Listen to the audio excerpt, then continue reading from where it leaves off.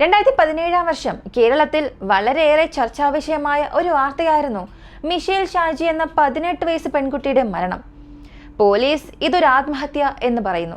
പക്ഷേ മരിച്ചുപോയ പെൺകുട്ടിയുടെ കുടുംബം ഇതൊരു കൊലപാതകമാണെന്ന് കോടതിയിൽ കേസ് ഫയൽ ചെയ്തു. ആ ഒരു കേസ് ഇപ്പോഴും നടന്നുകൊണ്ടിരിക്കുന്നു. ഇന്നും ഈ ഒരു കേസ് അൺസോൾവ്ഡ് മിസ്റ്ററി കേസാണ്. അങ്ങനെ മിഷേൽ ഷാജിക്ക് എന്താണ് സംഭവിച്ചത്? മിഷേൽ ഷാജി വർഗീസ്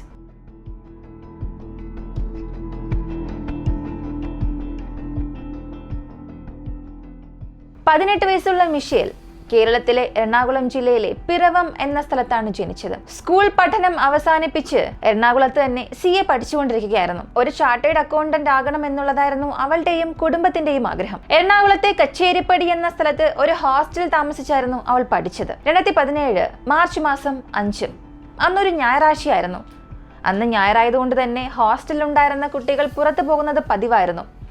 മിഷേലും എപ്പോഴത്തെയും പോലെ പുറത്തുപോയി. പക്ഷേ വൈകുന്നേരം ഏറെ സമയമായിട്ടും ഹോസ്റ്റലിലേക്ക് തിരികെ വന്നില്ല. മിഷേൽ തിരികെ വരാത്തതുകൊണ്ട് ഹോസ്റ്റൽ വാർഡൻ അവളുടെ മാതാപിതാക്കളെ വിളിച്ച് വിവരം അറിയിച്ചു. മിഷേൽ ഇതുവരെയും ഹോസ്റ്റലിൽ വന്നില്ല എന്നുള്ള കാര്യം പറഞ്ഞു. മകളെ കാണാനില്ല എന്നറിഞ്ഞപ്പോൾ ഭയന്നുപോയ ആ മാതാപിതാക്കൾ അവർക്കറിയാവുന്ന പല സ്ഥലങ്ങളിൽ അവളെ തിരഞ്ഞു നോക്കി. ഒരുപാട് അന്വേഷിച്ചതിന് ശേഷം പോലീസ് സ്റ്റേഷനിൽ പരാതി കൊടുക്കാനായി പോയി. പക്ഷെ ആദ്യം ചെന്ന പോലീസ് സ്റ്റേഷനിൽ അവർ പരാതി സ്വീകരിക്കാൻ വിസമ്മതിച്ചു. ആദ്യത്തേത് മാത്രം അല്ല, പല സ്റ്റേഷൻ കയറി ഇറങ്ങിയിട്ടും ആരും തന്നെ കംപ്ലൈന്റ് എടുത്തില്ല എന്നാണ് മിഷേൽ ഷാജിയുടെ കുടുംബം പറയുന്നത്. അവസാനം എറണാകുളത്തെ സെൻട്രൽ സ്റ്റേഷനിൽ ഇത് സംബന്ധിക്കുന്ന ഒരു കേസ് ഫയൽ ചെയ്തു. കേസ് ഫയൽ ചെയ്ത് അവരും ഒരു ഭാഗത്ത് തിരയാൻ തുടങ്ങി. എന്നാൽ എവിടെ അന്വേഷിച്ചിട്ടും മിഷേലിനെ കണ്ടെത്താൻ സാധിച്ചില്ല. അടുത്ത ദിവസം രാവിലെ കൊച്ചി വെല്ലിംഗ്ടൺ ഐലാൻഡ്, അതായത് മിഷേൽ താമസിച്ചിരുന്ന കച്ചേരിപ്പടി എന്ന സ്ഥലത്ത് നിന്നും ചില കിലോമീറ്റർ ദൂരത്തിലാണ് ഈ ഒരു സ്ഥലമുള്ളത്. ഈ ഒരു ദ്വീപോട് ചേർന്നുള്ള കടൽ പ്രദേശത്ത് ഒരു പെൺകുട്ടിയുടെ ഡെഡ് ബോഡി ലഭിച്ചുവെന്ന് പോലീസിന് ഒരു വിവരം ലഭിച്ചു. അവിടെ വന്ന പോലീസും ആ ഡെഡ് ബോഡി സെക്യൂർ ചെയ്ത് മരിച്ച പെൺകുട്ടി ആരാണ് എന്ന് അന്വേഷിക്കാൻ തുടങ്ങി. അന്വേഷണത്തിന്റെ ആദ്യ ചില മണിക്കൂറിൽ തന്നെ മരിച്ചുപോയ പെൺകുട്ടി ആരാണെന്ന് അവർ കണ്ടെത്തി. അത് മറ്റാരുമായിരുന്നില്ല, ഒരു ദിവസം മുൻപ് മിസ്സിംഗ് കേസ് ഫയൽ ചെയ്തിരുന്ന അതേ മിഷേൽ ഷാജി തന്നെയായിരുന്നു. പിന്നീട് മിഷേൽ ഷാജിയുടെ ഡെഡ് ബോഡി പോസ്റ്റ്മോർട്ടം ചെയ്യാനായി എറണാകുളം മെഡിക്കൽ കോളേജിലേക്ക് അയച്ചു. മാർച്ച് 7 കൂടി പോസ്റ്റ്മോർട്ടം റിപ്പോർട്ടും വന്നു. ഇവിടെ മുതലാണ് പ്രശ്നങ്ങളുടെ എല്ലാം തുടക്കം. മിഷേലിന്റെ പോസ്റ്റ്മോർട്ടം റിപ്പോർട്ടിൽ പറയുന്നത് അവളുടെ ശരീരത്തിൽ ലൈംഗികമായ പീഡനങ്ങൾ നടന്നതിന്റെ യാതൊരു അടയാളവുമില്ല. മരണം സംഭവിച്ചിരിക്കുന്നത് വെള്ളത്തിൽ വീണ് ശ്വാസം മുട്ടിയാണ്. മാത്രമല്ല അവളുടെ മൂക്കിന്റെയും വായഭാഗത്തും രക്തം കലർന്ന ഒരു ദ്രാവകം കണ്ടെത്തിയതായും റിപ്പോർട്ടിൽ പറഞ്ഞു. ഈ ഒരു റിപ്പോർട്ടിന്റെ അടിസ്ഥാനത്തിൽ പോലീസ് തീരുമാനിച്ചത് മിഷേൽ ഷാജി ആത്മഹത്യ ചെയ്യാനുള്ള സാധ്യതയുണ്ട് എന്നാണ്. അതായിരുന്നു ആദ്യം പുറത്തു വന്ന വാർത്ത. എന്നാൽ മിഷേലിന്റെ അച്ഛനായ ഷാജി ആ ഒരു റിപ്പോർട്ടിനെ ശക്തമായി എതിർത്തു. അദ്ദേഹം പറഞ്ഞത് തന്റെ മകൾ മിഷേൽ ഷാജി അങ്ങനെ ആത്മഹത്യ ചെയ്യുന്ന ഒരു പെൺകുട്ടിയല്ല, അങ്ങനെ ഒരു മാനസികാവസ്ഥയിലായിരുന്നില്ല അവൾ വളരെ ധൈര്യശാലിയായിരുന്നു. നന്നായി പഠിച്ച് ഉയരങ്ങളിൽ എത്തണമെന്ന് ആഗ്രഹിച്ച പെൺകുട്ടിയായിരുന്നു. ഒരിക്കലും അവൾ ആത്മഹത്യ ചെയ്യില്ല.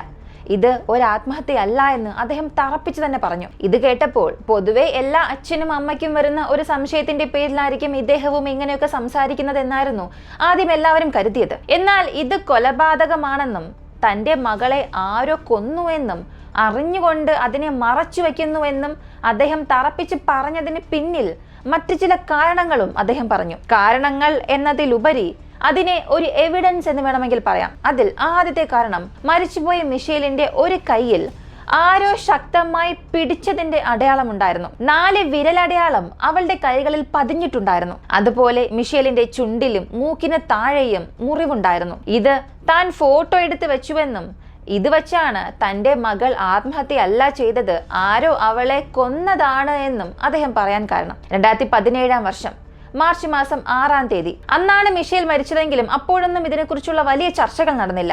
മാർച്ച് മാസം 10 ശേഷമായിരുന്നു ഈ ഒരു സംഭവം കേരളം മുഴുവനും സംസാരിക്കുന്ന ഒരു വിഷയമായി മാറിയത്. ചില ആക്ടേഴ്സ് പോലും ഇത് സംബന്ധിക്കുന്ന രീതിയിലുള്ള ട്വീറ്റുകൾ ചെയ്യാൻ തുടങ്ങി. അതുകൊണ്ട് തന്നെ ഈ ഒരു കേസിൽ വീണ്ടും കൂടുതൽ അറ്റൻഷൻ ഉണ്ടാകാനും ഇത് മർഡർ ആയിരിക്കുമോ എന്നുള്ള രീതിയിലും പിന്നീട് പോലീസ് അന്വേഷിക്കാൻ തുടങ്ങി. പ്രധാനമായും മാർച്ച് 5 മിഷേൽ ഹോസ്റ്റൽ വിട്ട് പുറത്തേക്ക് പോയതിനു ശേഷം അവൾ എവിടെ പോയി എന്ന് പോലീസ് അന്വേഷിക്കാൻ തുടങ്ങി. അപ്പോൾ ലഭിച്ച വളരെ കുറവ് CCTV ഫുട്ടേജ് വെച്ച് നോക്കുമ്പോൾ മിഷേൽ എല്ലാ ദിവസവും ഞായറാഴ്ച പള്ളിയിൽ പോകുന്നത് ഒരു പതിവായിരുന്നു. അതുപോലെ മാർച്ച് മാസം 5 അവൾ പള്ളിയിലെ മാസിന് വേണ്ടി പോയി. ഇത് അവിടെയുള്ള CCTVയിലും പതിഞ്ഞിരുന്നു. കൂടാതെ മിഷേലിനെ ആരോ രണ്ടുപേർ ബൈക്കിൽ പിന്തുടർന്നതും CCTV ഫുട്ടേജിൽ കാണാൻ സാധിച്ചു. എന്നാൽ ആ ഫുട്ടേജ് അത്ര ക്ലിയർ അല്ലാത്തതുകൊണ്ട് അവർ ആരാണ്, അല്ലെങ്കിൽ ആ വണ്ടിയുടെ നമ്പർ ഏതാണ്, ഇതൊന്നും പോലീസിനെ കൊണ്ട് കണ്ടെത്താൻ സാധിച്ചില്ല. എങ്കിലും അവരെ ഒരു ഭാഗത്ത് തിരയാൻ തുടങ്ങി. പക്ഷെ ആ തിരച്ചിലിൽ യാതൊരു പ്രയോജനവും ഉണ്ടായില്ല. ഇന്നുവരെയും ആ രണ്ടുപേർ ആരാണെന്നുള്ളതും കണ്ടെത്താൻ സാധിച്ചില്ല. അങ്ങനെയാണെങ്കിൽ മറ്റാരെയെങ്കിലും സംശയിച്ച് പോലീസ് അറസ്റ്റ് ചെയ്തോ എന്ന് ചോദിച്ചാൽ അതെ. ഈ ഒരു സംഭവം സംബന്ധിച്ച് മാർച്ച് മാസം 13-ാം തീയതി ക്രോണിൻ അലക്സാണ്ടർ എന്ന യുവാവിനെ പോലീസ് അറസ്റ്റ് ചെയ്തു. ഇവൻ മരിച്ചുപോയ മിഷേലിന്റെ ഒരു റിലേറ്റീവ് ആയിരുന്നു. ഇയാളും പിറവം എന്ന സ്ഥലത്തുള്ളയാളാണ്. ഇവർ രണ്ടുപേരും ഒരു 2 വർഷത്തോളമായി റിലേഷൻഷിപ്പിലായിരുന്നു. അവൻ ഛത്തീസ്ഗഡിൽ ജോലി ചെയ്യുകയായിരുന്നു. മിഷേൽ മരിക്കുന്നതിന് മുൻപ് വരെയും ഇവർ രണ്ടുപേരും തമ്മിലുള്ള ഒരു റിലേഷൻഷിപ്പ് അത്ര നല്ല രീതിയിലായിരുന്നില്ല മുന്നോട്ട് പോയിരുന്നത്. ഇതേക്കുറിച്ച് മിഷേലിന്റെ സുഹൃത്തുക്കളോട് ചോദിക്കുമ്പോൾ ഒരു തവണ ക്രോണിൻ മിഷേലിനെ അടിക്കുന്നത് താൻ കണ്ടുവെന്നൊരു സുഹൃത്ത് പറഞ്ഞു. മിഷേലിന്റെ മരണം നടന്ന സമയത്ത് ക്രോണിൻ കേരളത്തിലെ ഇല്ലായിരുന്നു എന്നാണ് ലഭിച്ച വിവരം. എന്നാൽ മിഷേൽ കാണാതാകുന്നതിന് മുൻപ് മാർച്ച് മാസം 4-ാം തീയതി തുടർച്ചയായി ക്രോണിൽ നിന്നും മെസ്സേജസും ഫോൺ കോൾസും മിഷേലിന് വന്നിരുന്നു. ഇതും പോലീസ് കണ്ടെത്തി. അതുപോലെ മിഷേൽ കാണാതായ മാർച്ച് മാസം 5-ാം തീയതിയും ചില ഫോൺ കോൾസും മെസ്സേജസും വന്നിരുന്നു. ഇതിനെക്കുറിച്ച് അന്വേഷിക്കുമ്പോഴാണ് പോലീസിന് മറ്റൊരു കാര്യം മനസ്സിലായത്. ഇതിനകം ഇവരുടെ രണ്ടുപേരുടെ റിലേഷൻഷിപ്പിൽ ഒരുപാട് പ്രശ്നങ്ങൾ ഉണ്ടായിരുന്നു. ഇതേ തുടർന്ന് ക്രോണിൻ അവളെ ടോർച്ചർ ചെയ്യാൻ തുടങ്ങി, മാനസികമായും ശാരീരികമായും. അതുകൊണ്ട് തന്നെ മാർച്ച് മാസം 6-ാം തീയതി തന്റെ ഒരു റിലേഷൻഷിപ്പ് മുന്നോട്ട് കൊണ്ടുപോകണോ വേണ്ടയോ എന്നുള്ളൊരു തീരുമാനമെടുത്ത് അന്തിമ തീരുമാനം ക്രോണിനോട് പറയാനിരിക്കുകയായിരുന്നു മിഷേൽ ഷാജി. പക്ഷേ അതിനു മുൻപ് തന്നെ മിഷേൽ മരിച്ചു. അപ്പോൾ ഈ ലഭിച്ച വിവരങ്ങളുടെ അടിസ്ഥാനത്തിൽ ഇങ്ങനെയുള്ള പ്രശ്നങ്ങൾ കാരണം ഉണ്ടായ ഒരു മെന്റൽ ട്രോമ കാരണമാണ് അവൾ ഈ ഒരു തെറ്റായ തീരുമാനം എടുത്തതെന്ന് പോലീസ് വിശ്വസിച്ചു. അതേ തുടർന്ന് മാർച്ച് മാസം 13-ാം തീയതി ക്രോണിനെ അറസ്റ്റ് ചെയ്തു. പിന്നീട് ഇയാൾക്കും മിഷേൽ ഷാജിയുടെ മരണത്തിലും നേരിട്ട് യാതൊരു ബന്ധവും ഇല്ല എന്നുള്ള രീതിയിലായിരുന്നു കോടതി വാദങ്ങളെല്ലാം പോയത്. അതുകൊണ്ട് അയാളെ ബെയിൽ റിലീസ് ചെയ്തു. പിന്നീട് അയാളെ അറസ്റ്റ് ചെയ്തതുപോലുള്ള യാതൊരു വിവരവും വന്നിട്ടില്ല. പക്ഷെ പോലീസിന്റെ ഈ ഒരു സജഷനും അല്ലെങ്കിൽ അവരുടെ ഈ ഒരു തിയറിയും മിഷേൽ ഷാജിയുടെ അച്ഛനായ ഷാജി വിശ്വസിക്കാനും അംഗീകരിക്കാനും തയ്യാറായില്ല. തന്റെ മകൾ ആത്മഹത്യ ചെയ്യാൻ സാധ്യതയേ ഇല്ല എന്നും ആരെയോ രക്ഷിക്കാൻ പോലീസ് ഇതിനെ ഒരു ആത്മഹത്യയാക്കുകയാണ് എന്നുമാണ് അദ്ദേഹം പറഞ്ഞത്. കൂടാതെ അദ്ദേഹം സ്വയമേ ഇതിനെക്കുറിച്ച് ചില അന്വേഷണങ്ങൾ നടത്താനും തുടങ്ങി. സത്യത്തിൽ ഇദ്ദേഹത്തിന്റെ ഈ തീരുമാനത്തിന് ചില കാരണങ്ങളും ഉണ്ടായിരുന്നു. അതിൽ ആദ്യത്തെ കാരണം മാർച്ച് മാസം 5-ാം തീയതി വൈകുന്നേരം മിഷേൽ താമസിച്ചിരുന്ന ഹോസ്റ്റലിൽ നിന്നും മിഷേലിന്റെ അച്ഛനായ ഷാജി വർഗീസിന് മിഷേൽ അപ്പോഴും ഹോസ്റ്റലിൽ വന്നില്ല എന്ന് പറഞ്ഞ് ഒരു കോള് പോയി. ആ സമയം അദ്ദേഹം ഭയത്തോടുകൂടി ആദ്യം ഹോസ്റ്റലിലേക്ക് വന്നതിന് ശേഷം എന്താണ് സംഭവിച്ചതെന്ന് ചോദിച്ചു. പിന്നീട് ആ ഹോസ്റ്റൽ പരിസരത്തുണ്ടായിരുന്ന ആ ഏരിയ പോലീസ് സ്റ്റേഷനിൽ ഒരു കംപ്ലൈന്റ് കൊടുക്കാൻ പോയി, മകളെ കാണാനില്ല എന്ന്.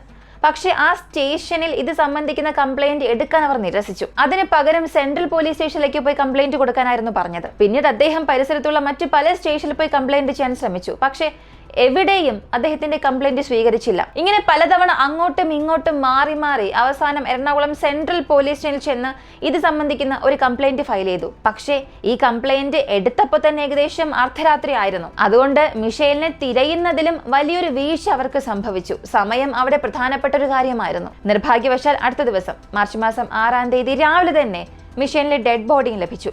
ഒരു പക്ഷേ ഇതിനു മുൻപ് മിഷേലിന്റെ അച്ഛൻ ഷാജി വർഗീസ് കംപ്ലൈന്റ് കൊടുക്കാൻ പോയപ്പോൾ തന്നെ ആദ്യത്തെ സ്റ്റേഷനിൽ പോയി അവർ കംപ്ലൈന്റ് എടുത്ത് ഇതിനെക്കുറിച്ചുള്ള നടപടിക്രമങ്ങൾ എടുത്തിരുന്നെങ്കിൽ, അന്വേഷണം ആരംഭിച്ചിരുന്നെങ്കിൽ ഒരു പക്ഷേ മിഷേൽ ഷാജിയെ ജീവനോടുകൂടി തന്നെ കണ്ടെത്താൻ സാധിച്ചേനെ. ഇത് അദ്ദേഹത്തിന്റെ ദേഷ്യത്തിന് ഒരു കാരണമായിരുന്നു. കൂടാതെ അദ്ദേഹം ദേഷ്യപ്പെടുന്നതിലും ഒരു ന്യായം ഉണ്ടായിരുന്നു. കൂടാതെ മിഷേൽ ഷാജിയുടെ പോസ്റ്റ്മോർട്ടം റിപ്പോർട്ടിൽ ലൈംഗികമായ രീതിയിൽ അവൾ പീഡിപ്പിക്കപ്പെട്ടിട്ടില്ല എന്നുള്ള റിപ്പോർട്ട് വന്നിരുന്നു. എന്നാൽ ആ റിപ്പോർട്ടിൽ പല കാര്യങ്ങൾ അറിഞ്ഞുകൊണ്ട് തന്നെ ഒഴിവാക്കിയതുപോലെ ഷാജി വർഗീസ് പറഞ്ഞു.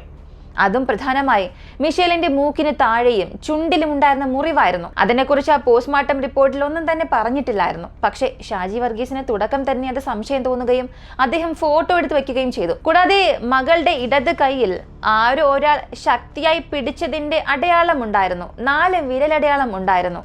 അതും പോസ്റ്റ്മോർട്ടം റിപ്പോർട്ടിൽ പറഞ്ഞിട്ടില്ല. അതും ഷാജി വർഗീസ് ഫോട്ടോ എടുത്തിരുന്നു. ഇതിനെല്ലാം വെച്ചുകൊണ്ട് അദ്ദേഹം ചെയ്തത് അപ്പോൾ റിട്ടയർഡായ ഫോറൻസിക് എക്സ്പേർട്ടായ ഡോക്ടർ ഉമ്മാദത്തനോട് ഇതെല്ലാം കാണിച്ച് ഇത് സംബന്ധിക്കുന്ന ചില വിശദീകരണം നൽകാൻ ആവശ്യപ്പെട്ടു. അതിന് ആ ഫോറൻസിക് എക്സ്പേർട്ട് ഇതെല്ലാം വിശകലനം ചെയ്തിട്ട് ഇത് തീർച്ചയായും ആത്മഹത്യയല്ല, മിഷേലിനെ ആരോ അറിഞ്ഞുകൊണ്ട് ബലം പ്രയോഗിച്ച് തള്ളിയിട്ടതാണ് എന്നും പറഞ്ഞു. ഒരു കൊലപാതകമാണെന്നും പറഞ്ഞു. കൂടാതെ ഇക്കാര്യം താൻ എവിടെ വേണമെങ്കിലും വന്ന് പറയാനും തയ്യാറാണെന്ന് പറഞ്ഞിരുന്നു. എന്നാൽ നിർഭാഗ്യവശാൽ ഇയാളുടെ പക്കൽ നിന്നും ഒരു ഒഫീഷ്യലായ സ്റ്റേറ്റ്മെന്റ് ലഭിക്കുന്നതിന് മുൻപ് തന്നെ 2019 വർഷം നവംബർ മാസം ചില അസുഖങ്ങൾ കാരണം ഇദ്ദേഹം മരിക്കുന്നു. അദ്ദേഹം മരിച്ചുപോയാലും തന്റെ മകൾ ആത്മഹത്യ ചെയ്തിട്ടില്ല എന്നും തന്റെ പക്കലുള്ള തെളിവുകൾ ആർക്ക് വേണമെങ്കിലും പരിശോധിക്കാമെന്നും ഷാജി പറഞ്ഞുകൊണ്ടേയിരുന്നു. ഇക്കാര്യങ്ങളെല്ലാം ഓരോന്നായി പുറത്തറിയാൻ തുടങ്ങിയപ്പോൾ പലരും ഇതേക്കുറിച്ച് സംസാരിക്കാൻ തുടങ്ങി.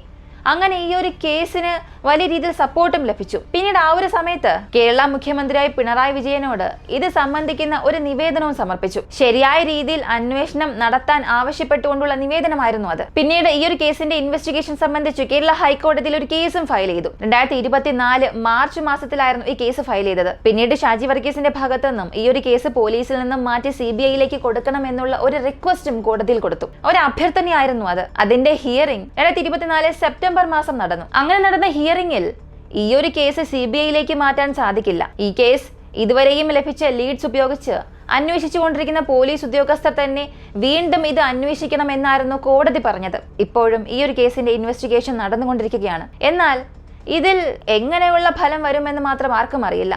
ഈ കേസിനെ സംബന്ധിച്ച് മിഷേലിന്റെ മരണത്തിന് കാരണം എന്താണ്?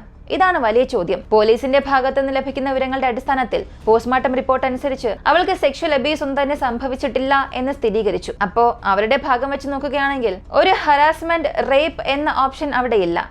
അതിനടുത്ത് വരുന്നത് അവൾ മരിച്ചതിന്റെ കാരണം വെള്ളത്തിൽ മുങ്ങിയത് കാരണം ഉണ്ടായ ശ്വാസമുട്ടൽ എന്നാണ്. അതാണ് പോസ്റ്റ്മോർട്ടം റിപ്പോർട്ടിൽ പറയുന്നത്. അതുകൊണ്ട് തന്നെ പോലീസ് തറപ്പിച്ചു പറയുന്നു ഇതൊരു ആത്മഹത്യയാണെന്ന്. എങ്കിലും നമുക്കിവിടെ പോലീസിനെ ന്യായീകരിക്കാൻ സാധിക്കില്ല.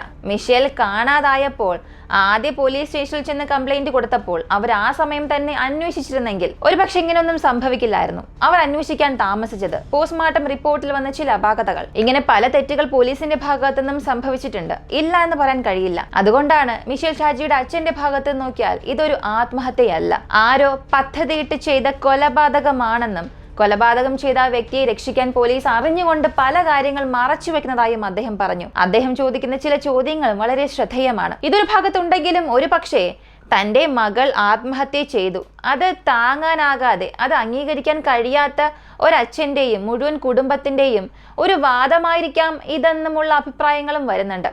ഇതുകൊണ്ട് തന്നെ ഈ ഒരു കേസ് അൺസോൾവ്ഡ് കോൾഡ് കേസായി ഇന്നും തുടരുന്നു. ഈ ഒരു കേസിനെ കുറിച്ച് നിങ്ങൾ എന്ത് ചിന്തിക്കുന്നു? പോലീസ് ക്ലെയിം ചെയ്യുന്നത് പോലെ മിഷേൽ ആത്മഹത്യ ചെയ്യാൻ സാധ്യതയുണ്ടോ? അല്ലെങ്കിൽ മിഷേലിന്റെ അച്ഛൻ ക്ലെയിം ചെയ്യുന്നത് പോലെ അവളെ ആരെങ്കിലും പദ്ധതിയിട്ട് കൊന്നതാണോ? നിങ്ങളുടെ അഭിപ്രായം എന്താണെന്നുള്ളത് കമന്റിൽ പറയുക. ഇങ്ങനെയുള്ള വീഡിയോസ് കാണാൻ താല്പര്യമുള്ളവരാണ് നിങ്ങളെങ്കിൽ ഇപ്പോൾ തന്നെ നമ്മുടെ ചാനൽ സബ്സ്ക്രൈബ് ചെയ്യുക. മറ്റൊരു വീഡിയോയുമായി വീണ്ടും കാണാം. kidsbestie.com. നിങ്ങളിൽ ചിലർക്കെങ്കിലും നമ്മുടെ വെബ്സൈറ്റിനെ കുറിച്ച് അറിയാമായിരിക്കും. നമ്മുടെ സ്വന്തം ടീമിന്റെ വെബ്സൈറ്റ് ആണ്. അതും കുട്ടികൾക്ക് വേണ്ടി മാത്രം പ്രത്യേകം ഡിസൈൻ ചെയ്തിരിക്കുന്ന ഒരു ഓൺലൈൻ ഷോപ്പിംഗ് വെബ്സൈറ്റ്. കുട്ടികളുടെ ക്യൂരിയോസിറ്റി വർദ്ധിപ്പിക്കുന്നതിനും ബ്രെയിൻ ഡെവലപ്മെന്റിനുമായി രൂപകൽപ്പന ചെയ്തിരിക്കുന്ന ഈ ഒരു കിഡ്സ് ബെസ്റ്റിയിൽ എഡ്യൂക്കേഷണൽ ടോയ്സിന്റെ ഒരു സമഗ്രമായ കളക്ഷൻ തന്നെയുണ്ട്. ഇന്ററാക്റ്റീവ് പസിൽസ് മുതൽ ആകർഷകമായ വുഡൻ ടോയ്സ് വരെ ഓരോ ഇനവും പഠനങ്ങൾ എളുപ്പമാക്കാനും അർത്ഥപൂർണമാക്കാനും പ്രത്യേകം ഡിസൈൻ ചെയ്തിരിക്കുന്നതാണ്. നിങ്ങളുടെ കുട്ടിയുടെ വളർച്ചയെയും പര്യവേഷണത്തെയും പിന്തുണയ്ക്കുന്നതിന് അനുയോജ്യമായ എഡ്യൂക്കേഷണൽ ടോയ്സ് നിങ്ങൾക്ക് തന്നെ ഇതിൽ നിന്നും തിരഞ്ഞെടുക്കാം. ഇതിന്റെ ഏറ്റവും വലിയ പ്രത്യേകത ഫ്ലിപ്കാർട്ട്, ആമസോൺ പോലുള്ള സൈറ്റുകളിൽ നിന്ന് ലഭിക്കുന്നതിനേക്കാൾ വളരെ തുച്ഛമായ വിലയിൽ നിങ്ങൾക്ക് ഇവിടെ നിന്നും ഷോപ്പ് ചെയ്യാൻ സാധിക്കും. ഇന്ന് ഞാൻ നിങ്ങൾക്ക് പരിചയപ്പെടുത്താൻ പോകുന്നത് ഒരു ബാഗാണ്. 3 വയസ്സ് മുതൽ അല്ലെങ്കിൽ LKG, UKG വരെ പഠിക്കുന്ന കുട്ടികൾ നിങ്ങളുടെ വീട്ടിലുണ്ടെങ്കിൽ ഈ ബാഗ് തീർച്ചയായും ഉപകാരപ്രദമായിരിക്കും. വളരെ വേർത്തായ ഒരു പ്രോഡക്റ്റ് ആണ്. ഈ 299 രൂപയുടെ ബാഗ് തീർച്ചയായും ഒരു വേർത്ത് തന്നെയാണ്. നമ്മുടെ കിഡ്സ് ബെസ്റ്റിയിൽ അവൈലബിൾ ആണ്. കുട്ടികൾക്ക് തീർച്ചയായും ഇഷ്ടപ്പെടും. ഇപ്പൊ തന്നെ ഷോപ്പ് ചെയ്യാം. ഇതുപോലെ കുറെ പ്രോഡക്റ്റുകൾ നിങ്ങൾക്ക് സൈറ്റ് പരിശോധിച്ചാൽ അറിയാൻ സാധിക്കും. അതും നമ്മുടെ സബ്സ്ക്രൈബേഴ്സിന് വേണ്ടി മാത്രം എക്സ്ക്ലൂസീവ് ആയിട്ടുള്ള ഒരു കോംബോ പ്ലാൻ ചെയ്യുന്നുണ്ട്. അതിനെക്കുറിച്ചുള്ള വിവരങ്ങൾ വരും ദിവസങ്ങളിൽ അറിയിക്കാം. കൂടാതെ ഈ സൈറ്റിൽ നിന്നും നമ്മുടെ സബ്സ്ക്രൈബേഴ്സ് എന്ത് വാങ്ങിയാലും എക്സ്ട്രാ ഒരു 10% ഡിസ്കൗണ്ടും ലഭിക്കും. വിക്കിയോക്സ് 10 എന്ന ഡിസ്കൗണ്ട് കോഡ് യൂസ് ചെയ്താൽ മാത്രം മതി. ലിങ്ക് ഡിസ്ക്രിപ്ഷനിൽ കൊടുത്തിട്ടുണ്ട്. ഇപ്പൊ തന്നെ ചെക്ക് ചെയ്യുക. Keep shopping.